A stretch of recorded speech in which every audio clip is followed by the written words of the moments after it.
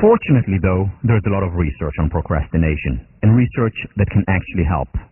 And the research is done at the University of Carleton in Canada, where they have an actual procrastination research group. And I browsed them. You can go on their website, great website, and there are great pictures there. And one of the set of pictures is from their yearly conference on procrastination, which is remarkable. So here are some photos from that very important conference. So on the first day, they all arrived and they got together for a meal. And after they got together for a meal, they had another meal because they were hungry a few hours later. And then the following day, they just hung out and walked around. It was a beautiful place after all. And afterwards, they had some food together.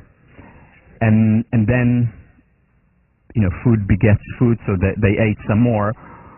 And at the end of the conference, they really felt like they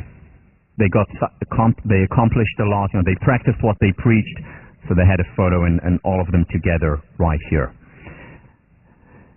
Actually, they do fascinating work and very important work on procrastination. So here are some of the results, some of the important results for overcoming procrastination. First, most important one, simple, easy to implement, and it works, is what they call the 5-minute takeoff. One of the things that they found with just about all procrastinators is that they have a misunderstanding of what it takes to act. Procrastinators the world over think that in order to act, they first need to be inspired. I have to feel the vibes before I start this Act 10 problem set. I really have to be inspired before I write this paper for Lit and Arts. But you know what? That's not how it works.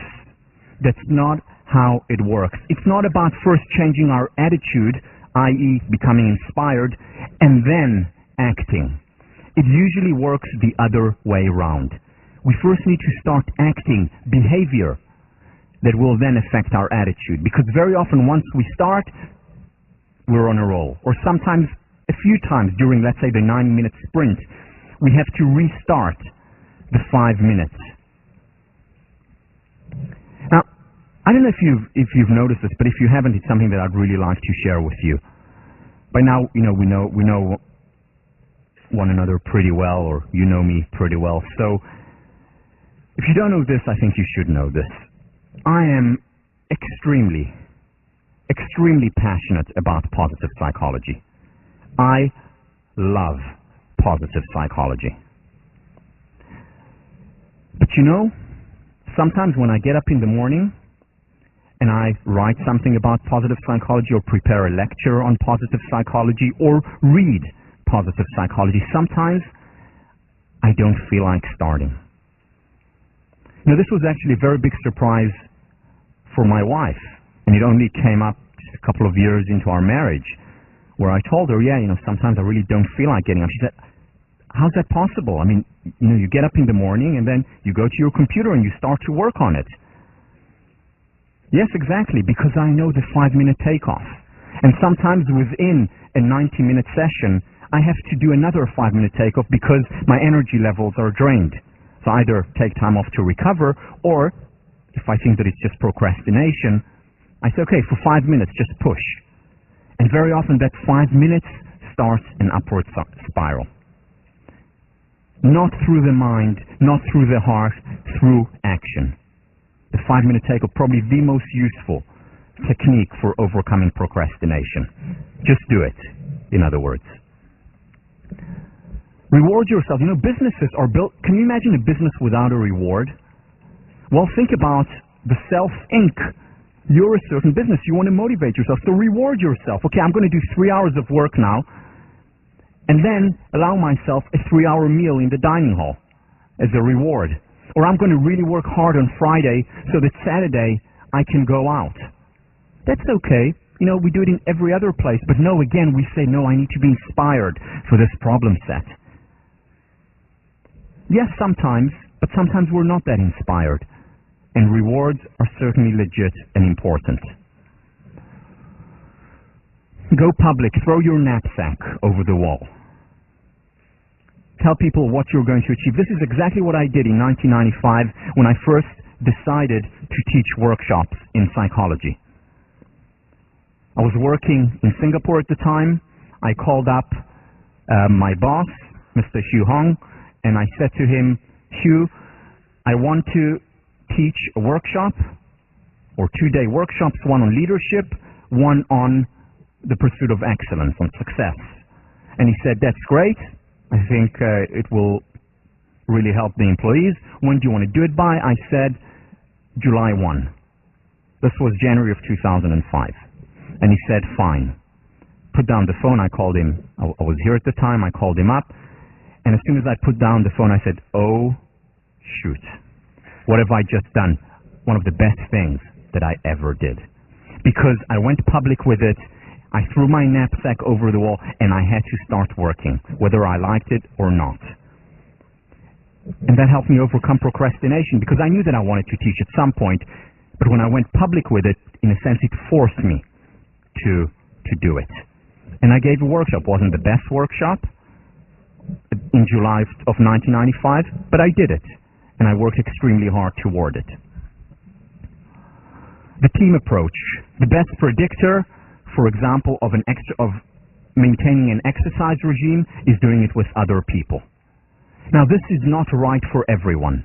Some people, exercise is something that they want to do by themselves, just with their Discman or just by themselves at home. And that's okay. However, for most people, doing it with other people actually helps. It also helps to write down. This is a commitment. Write down goals, divide and conquer, break down achievement. Remember Langer's research. Write these things down. Make lists. They actually help most people. And finally, permission to recreate. What that means is that give yourself permission to be human. Give yourself permission to procrastinate at times as well. Give yourself permission to recover. You're not a machine. We're not machines. We need to understand the constraint view of nature. Because if we don't understand it, if we don't respect nature, nature is not going to respect us. And we're going to pay a price in terms of our productivity, our creativity, as well as our happiness, the ultimate currency. I want to show you a quick excerpt by my favorite, Ellen DeGeneres. And this is the end of her show on procrastination, which I highly, highly recommend. You can find it in any of the video stores around here. So here she is, the end of the show, after she has talked about procrastination for over an hour. The one and only.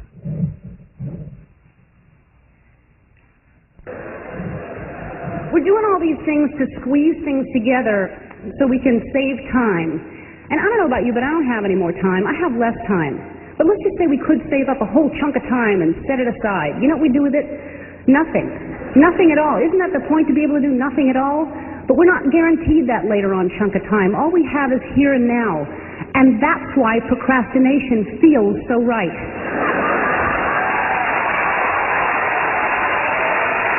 Procrastination is not the problem. It is the solution. It is the universe's way of saying, stop, slow down, you move too fast. Listen to the music. Whoa, whoa, listen to the music.